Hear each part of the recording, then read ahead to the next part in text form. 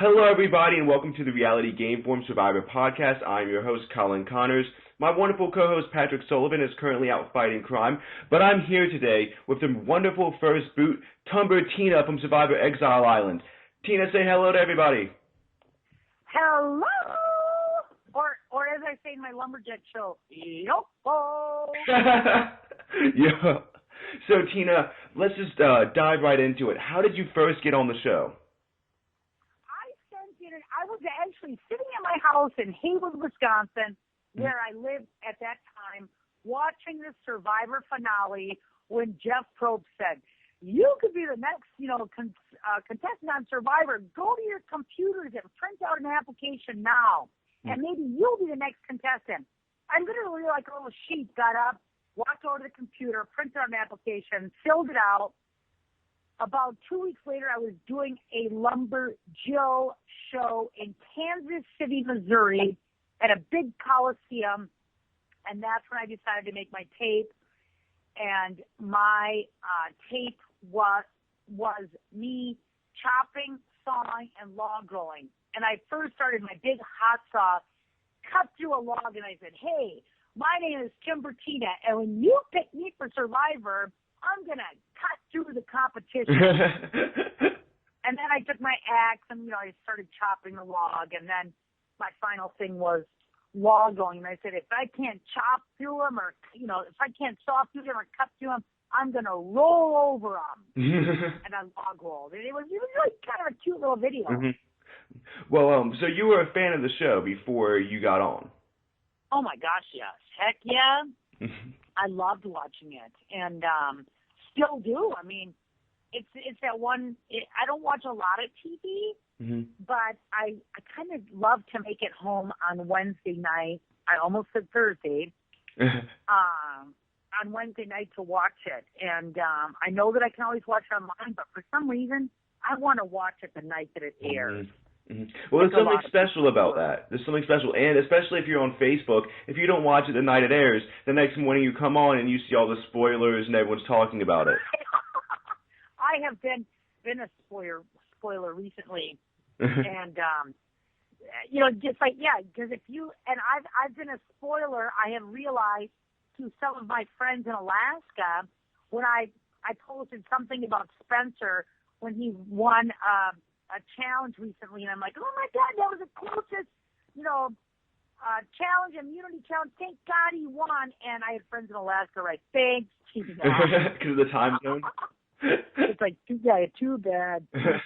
So anyway, no, I do love. We're lucky on the East Coast because we don't have to worry about that. We don't have to worry about the getting spoiled because of our time zone. No, we're not the spoilees. We're the spoilers.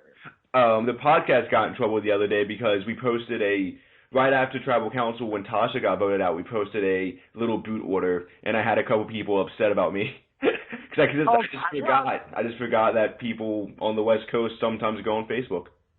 No, I know, I get it. Yeah, we just got to watch our P's and Q's at times, which is very difficult for Cirie. It is. It was such a good season, and it was so exciting. But I want to take things back to your season. So you get out there, and they divide you into the 4 tribes. What was going through your head, and what was that experience like? And because even though you're a fan of the show, were you expecting anything like that at all? No, I wasn't. And the thing about it for me was, and a lot of your listeners will remember that I had lost my son.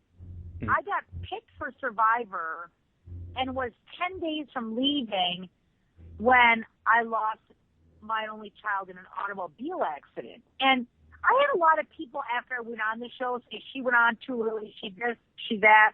It's like, you know what?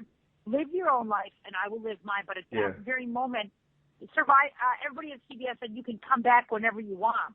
It can be 6 months, it can be 2 years, whatever you want, we'll wait for you.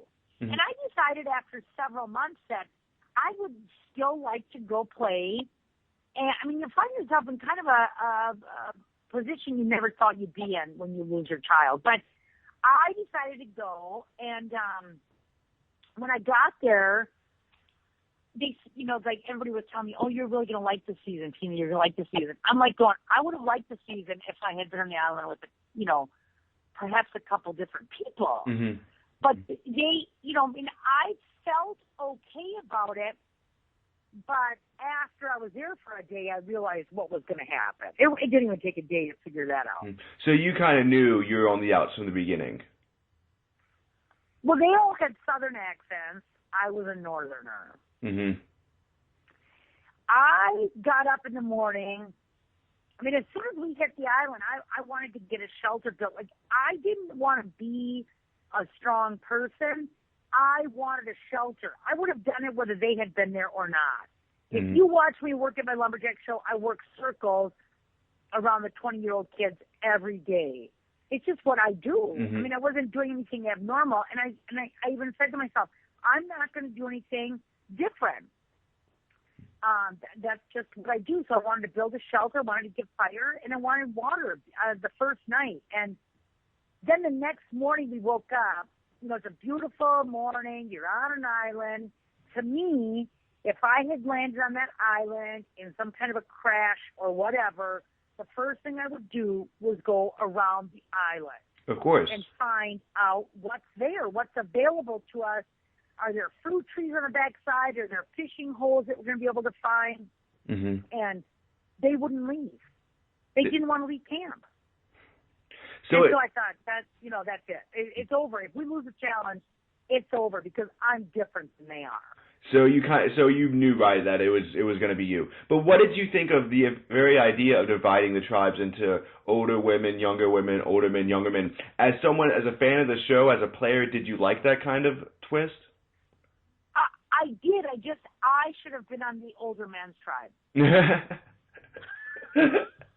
Well, I recently spoke with Twyla Tanner. I mean, no, it was okay, but it's like no matter who you were, no matter what tribe you were on, there was going to be a final four the first day. Mm-hmm. I mean, the first tribal council. Mm-hmm. There was going to be a final four. It's like that. You had to start thinking, irrationally more quickly than they normally would have to. Exactly, because you have nowhere to hide. Because normally on a non-All-Star season, you're on a tribe of 10 people. The very first time you lose, there's someone out there who's like sick, or there's someone out there who just couldn't really do the challenge, and it gives you that little bit of like a 3-day period to get your head in the game. And yeah, totally. And I had no time at all. Mm-hmm. You just got no time at all. And so I mean, I wasn't crazy about it. If that's what, I was not crazy about it. It seems to me that the twist in Survivor often affects some players adversely, and I would definitely say this one, I rewatched the episode last night, this one really seemed to be targeted at someone who, like you, who would, on any normal circumstance, any normal tribe, it's very, I can't imagine you being the first one voted out in, say, Survivor Nicaragua or Survivor South Pacific or anything like that. Just because I'd like to think of myself as a somewhat friendly person and, a team player, and I would not have I didn't try to be the boss mm-hmm.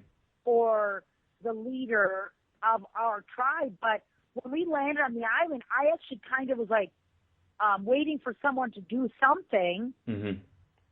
and figure out how to build, they were talking about building a shelter, but nobody went to build a shelter, and nobody, so then it was like, when we were little kids, we would build lean-tos. And then it's, look at these trees are over here. These would be great for a lean-to. Mm-hmm. And then they're like, yeah, go ahead. So then it was like, well, I wonder where the water is. Well, there's a map. And we want fire. It's like, well, I've never built a fire with, has anybody here built a fire? Because I hadn't built a fire mm-hmm. with flint before. And they're like, no. And I just like, hey, how about let's split up and figure out how to get all of it together at once. And that's when Cirie and took off to find the water with a map and came back empty-handed because she didn't like leaves. Which I think still is one of the best. One of the funniest lines of our season. It is. It really is. I don't like leaves and the stuff that crawls out underneath it. Oh my God. Well, I was talking to Twyla Tanner not too long ago, and she mentioned how, even though she went very far in her season, how she just always gels better with men and always gels better with, people that have hard work ethics. And I just think it's super interesting because normally when you think of men versus women, you think about the men, not being around women. But in reality, sometimes I think women can favor being around men. And so if you believe that if you're on a tribe with men, you would have done much better? Absolutely.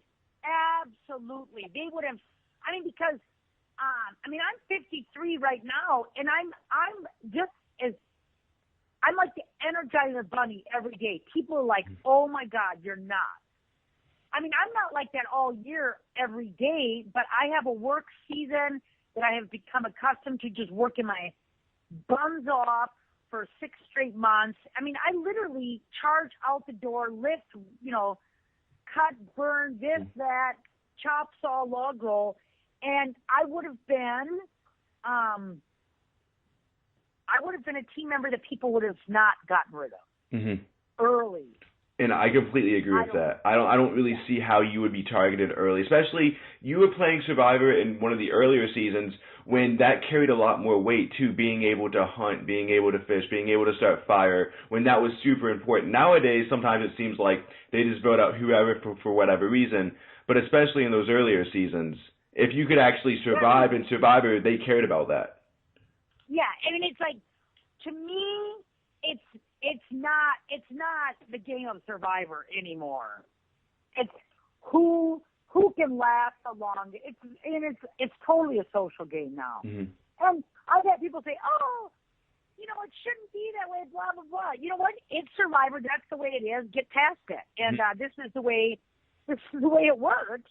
And when people often want to talk to me about what I thought about the show the night before, if they've seen me downtown or something, and they're like, "Oh, I would have done this or I would have done that." It's like, when you're not there, you have no idea what really happened because they can't show everything that happened in that 72-hour period, and you don't know what you're going to do until you're in that situation. It's the armchair Survivor players are aplenty.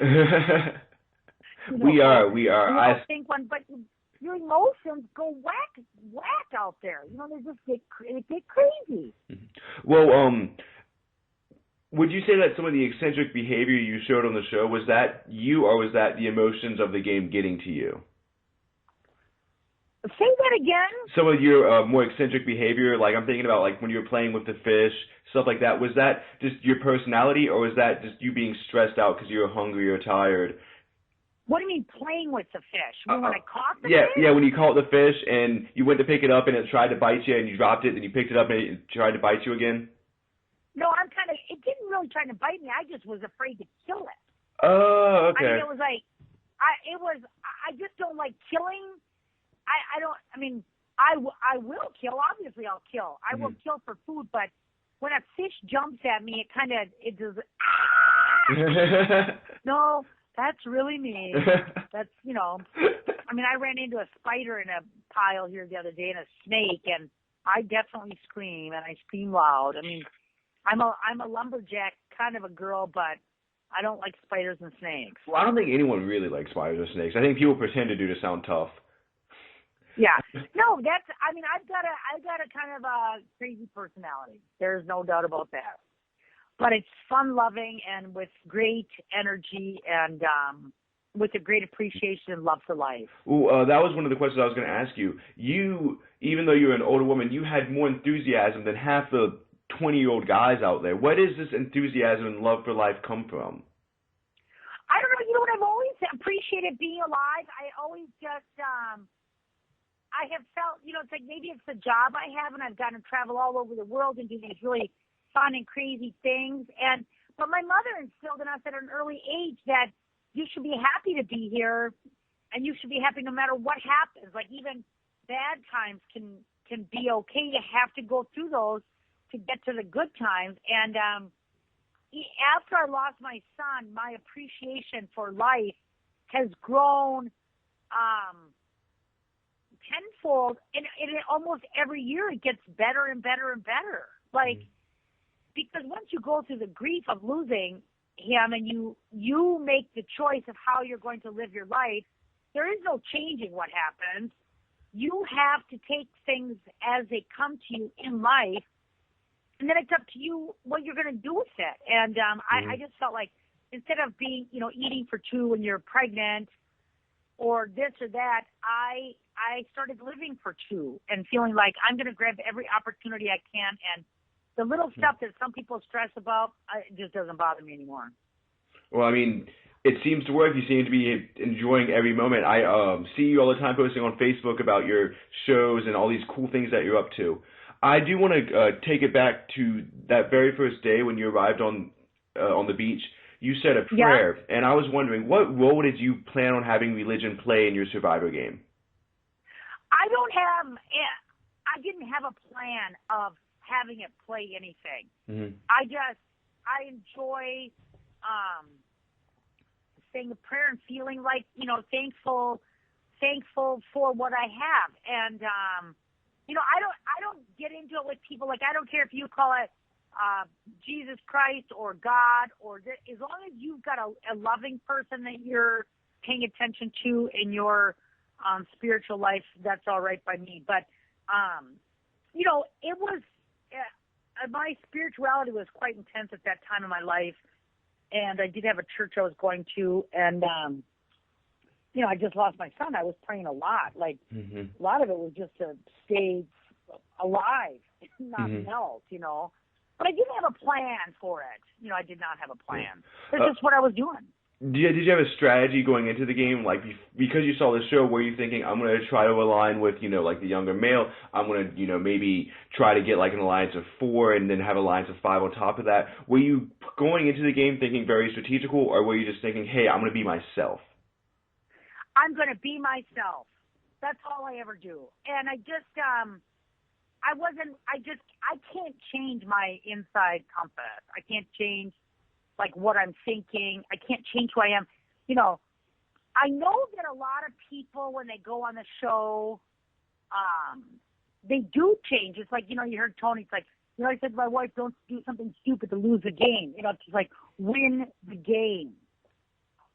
My life is not just Survivor. My life is my life. And I'm not going to change what I do on a daily basis to when I go on that show. I don't want to say that $1 million wouldn't be nice, but I can't change who I am. That's just the way it is. And, I think that a lot of cutthroat people get on the show and they do a great job at it. And I think, I just wanted to be me.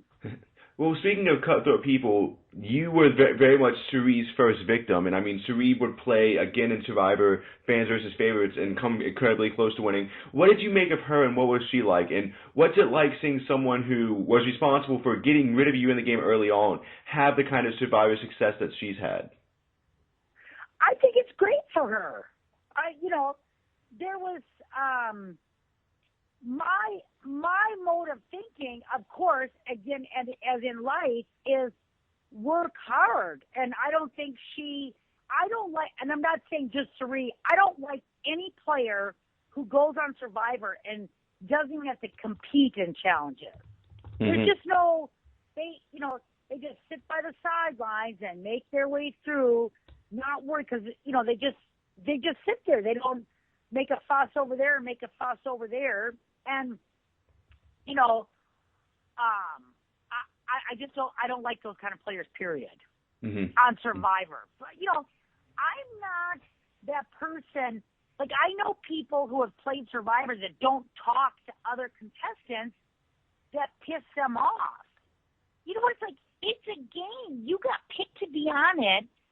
Don't let it change your life that much. I mean, you wouldn't speak to someone after. I feel really lucky to have been picked to be on the show Survivor. And I don't want to say I don't. That 40 days, take that seriously and then be done with it. I mean, anybody that goes in a game, you have a 1 in 16 or 18 or 20, whatever, chance of winning first. You have the same chance of winning 16th place or the same chance of winning 7th or 8th. That's actually an extremely good point. I mean, everybody's got the same odds all the time. And to me, it's just like I feel lucky to have been on that game. Mm-hmm. And when it's over, it's over. I mean, of course, it goes on and on and on. Because, I mean, I go downtown still. Weekly, people bring it up. I mean, I actually would say more than weekly. Several times a week, I'll go downtown and people bring it up. Oh, there's Tina, hey, they still bring up that I was, got voted off first on Survivor. Whoa, let's move forward to another show I was just on. But, no, I mean, I think that anybody that's on the show, I feel lucky to be part of the family. And not that I'm that in touch with a lot of people, but, I just feel really glad, and I wouldn't get that upset about it. I mean, yes, Cirie was the instigator in getting me off, but, Melinda and Ruth Marie went along with it, so, there you go. Mm-hmm. When you were doing I would have been a better champion for them to stay on the show longer than Cirie was for them. Oh, yeah, well, Cirie, I mean, she voted out Melinda the next episode. That's right. I wouldn't have done that. Mm-hmm. I would have stuck with them longer than she did. Well, that's the thing is, Melinda and Ruth Marie wound up with you at Ponderosa, and I was going to ask, what was that Ponderosa like? I mean, it was you, it was Bobby, it was Dan. Did you guys have a good time? Was there any ill feelings between anybody? Was there any, behind-the-scenes conflict? No, to me, that was really interesting. And the longer people were on the show, the more pissed off they were when they got to Ponderosa. And then I think that any major Survivor fan knows that a lot of times the non-jury people, after all 7 of you get there, you go sometimes to another location. And that's when the fun begins. And then when we were on our at the other location, it was like it started eating at their mind more and more and more what happened back on the island. I'm just sitting there going, we're here, live now. But the application process for some people is a very long time. Some people it's shorter. But you start thinking in your life about winning that $1 million and being on TV and this and that and this and that. And then when you get voted off early, it starts playing with your mind because then you have to get closer to when they make the cast announcement, when they watch the show, all this stuff. Mm-hmm. And I kept looking at them thinking, who the heck are you to talk? I've been here the whole time. I've been here for 36 days. My thought was, have a drink and wash that bug out of your butt. Well, what players were affected most by this? Which players did you think regretted being voted out the most at Ponderosa? I think Dan the astronaut was one of them. He seemed, because according to some people that he was, willing to leave earlier, but it just seemed like he almost took it. Yeah, it was just, I think it was more difficult for Dan, and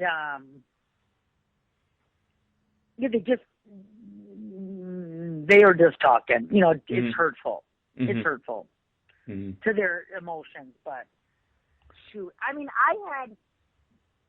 I had more time off location than on location, and I just dug the whole thing, man. I was just like, this is the coolest thing in the world, You get a free vacation.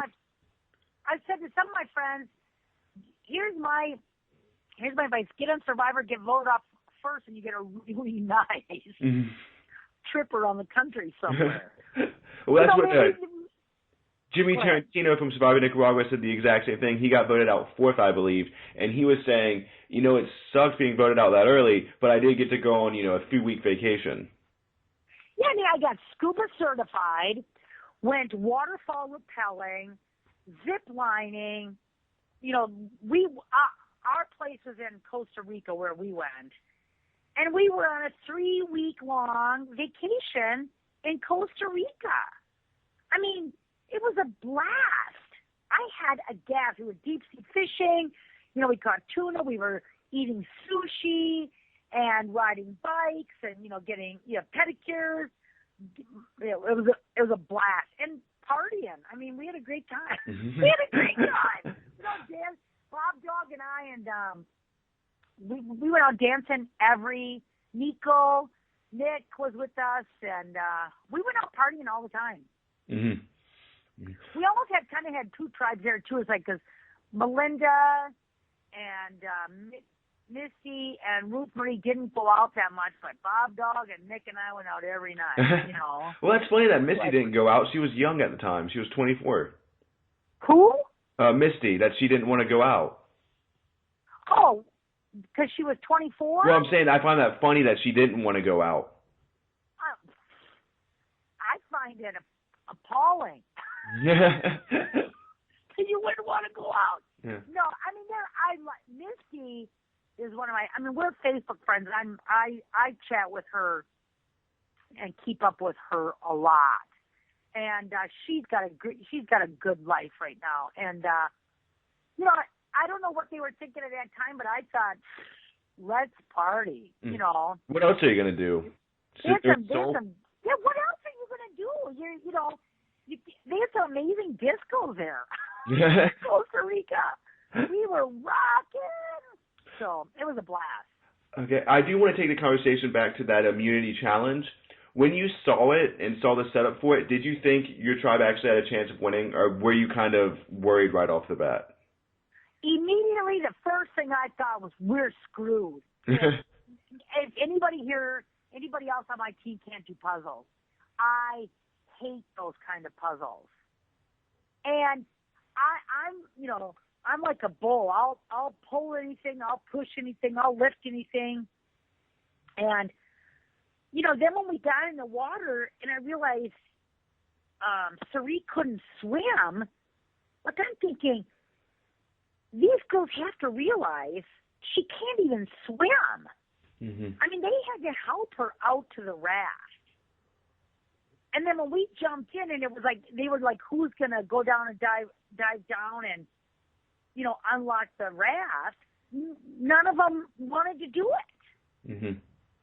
I don't know how long we would have been there if I hadn't have said, "I'll do it." So it was a bummer because I went down first and went past the lock. That's how fast I shot down there. And I came back up. I'm like, I can't find it. And they're like, maybe you went too far.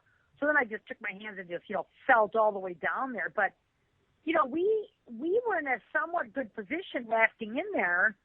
I mean, they didn't even know about paddling. I don't know. To me, it's like I was raised outdoors. Mm-hmm. All that stuff just came naturally to me. Well, you're going on a Survivor. You might as well learn how to swim. I would think so. But see, there again, it doesn't matter. When people talk to me about they should do this on Survivor or they should do that, it's like, it's not up to you. This is the way the game is. Mm-hmm. You just take 16 people and plop them on an island. Last one on win. Yes. And it's a social game. You don't have to know how to swim. You don't have to be fit. Because there have been some players who were less fit that made it a very long time. Mm-hmm. And I don't care if you're overweight or skinny. You could be really skinny and not very fit, not be able to pull your weight around camp. But, I prefer the type of show where you are surviving, really surviving. So, but that's not what this game is. It's like when Scoop was on at the very beginning, that was more like what I would have been into. And I definitely think if you would have been cast in, let's say, season 3 or season 4, you would have done a lot better as well. Yeah. There's no doubt in my mind. I wasn't, so I was on season 12. Anyway, no, it was a blast. I enjoyed the whole thing. So, would you go back? Because a lot of fans feel like you definitely deserve a shot at redemption. Like if there was a second chance season, would you go back and have you ever? You would. Yes, I would. Yes, I would. Of course, I would. Because you just don't pass up those opportunities in life. Period. Mm-hmm. I don't. I don't ever pass up free trips. But of course I would go back, and I feel like I have sometimes I have so many people say you deserve to go back because what if losing Charlie was playing on your mind? Well, I don't believe that was true. I just feel like I'm a good player and I would like to go back. So Have you ever But been there contacted are a about lot of being people there? who want to go back. What's that? Have you ever been contacted about it? Yes, I have. Yeah. Mm-hmm. I actually made it all the way to getting, yeah. I don't know if we're supposed to talk about that, though. Are we? It depends on how long ago it was. That typically is the rule. If it's for something recent, then you're not supposed to because it can hurt your chances. But if it was for, like, let's say, season 13, it doesn't really matter. No, it was a while ago. But it didn't happen. And c'est la vie, man. I mean, there's a lot of disappointing things. And, I mean, there's still plenty of time, though, and the fact that they're bringing back players from older seasons. I mean, we brought Scoopin back. I think I wouldn't consider you out of the running yet. No, I don't think anything. I mean, it's like it could happen any moment. And, you know, I was on another show recently, and I said to myself, I would never be able to take time off from work because I own a lumberjack show and a lumberjill show. And the lumberjill show travels and the lumberjack show is stationary here in Maine where I am now. And I don't want, like, I am the show. I run the show by myself. I do everything by myself, you know, managing the business. And of course I have a staff, but I was like, I could never take time off in the middle of summer to go play Survivor. And then I got the opportunity to be on Ultimate Survival Alaska on Nat Geo, and I took off. And my business lived through it. And, you know, I would be able to do that again, but some people wouldn't, but I guess I'm one of those people that would. I think it'd be a lot of fun to go back. And what was your experience like on that show? Oh my gosh. Well, pinch me. What did I do to deserve that? That was the same kind of application process. In January, I sent an application just like the same on Survivor, and it wasn't until May that I actually got, told that I was going. And I got to Alaska, and I was the only woman on a 12 member cast. And it was heaven. Great. And, we got to Alaska is my favorite place. I love Alaska. I go there as often as I can. I'm there at least twice a year. And we got to go on adventures, sleeping on glaciers in a fort that we built and rafting down, iceberg-infested waters. We got, trekking along places with big brown bears. I mean, it was one of the best things I've ever done in my life. I liked it more than Survivor because I love Alaska. And it seems a like lot of people. Go ahead. I was gonna say, from reading about the show, it seems like this is a bit more towards your skill set than Survivor. Yeah, because I would like to try to survive. It's like, let's go see how far we can make it and how we can challenge ourselves. You had to work with your teammates, otherwise you'd be in trouble. I mean, you had to stick together to survive, and that's not what the show Survivor's about. You're working against all the time. I do want to talk a little bit about the tribal council, in which the first one. Did you have a plan going into that, or were you going to try to save yourself by making it seem like, hey, y'all need me? What was your thinking? Like, how were you planning on surviving that tribal council? Well, I knew it was over. Some people say what you said at tribal council was hurtful to you. They have no idea. It was over before we got on the boat to travel there. We were instructed to take our stuff with us every time we went to tribal council. When we left the shelter to go to tribal council, I was the only one that grabbed my stuff. Ooh. It's kind of like, wow, couldn't you guys hide it a little bit better than this? Well, then, go ahead. It was like before we were just standing outside tribal council right before we go in. Like, I was standing there, and the three of them were standing away from me. Oh. Kind of primping and this, and it's like, geez, you guys, couldn't you hide it a little more than this? Mm-hmm. And when we got there, one of the first things Jeff said, which was never shown on TV, and I still wish he would show it, Jeff asked them, it seems like there's something different between you guys and Tina. What do you think it is? And they said, she's a northerner and we're southerners. Oh. And I'm like going, that was called the Civil War. And that was a long time ago, kids. You don't call us southerners and northerners. I mean, that was it right there. It's like, how do you battle that? Mm-hmm. Exactly.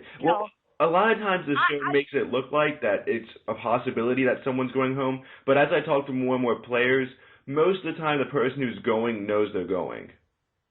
I would say most of the time, of course, they have some amazing blind sides. Like they, the longer times, the longer the show goes on, they have to have those blind sides. But no, I think if you don't know, you certainly have a good idea. And in this circumstance, like when I say that first morning I got up and wanted to walk around the island and nobody else did, I'm thinking to myself, what's wrong with you people?